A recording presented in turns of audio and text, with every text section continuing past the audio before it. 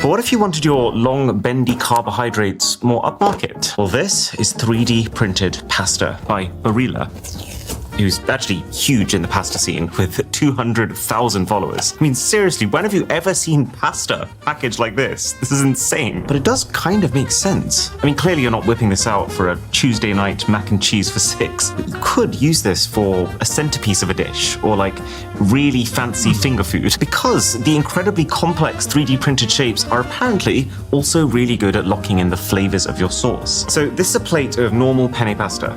Cost us less than $1. This is the same weight of Barilla's printed pasta, and it cost us $25. And even after cooking, they look every bit as detailed as they did before. To be fair, it looks so good, you could basically just present it like this. This is the best part of every food video.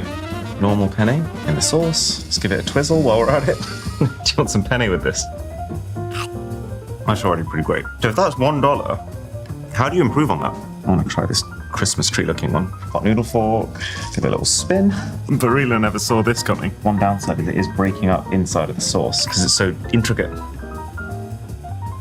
That's so interesting. It's like one single piece of really long spaghetti that's been wound around and around and around, and then it unravels in your mouth. That's fun to eat.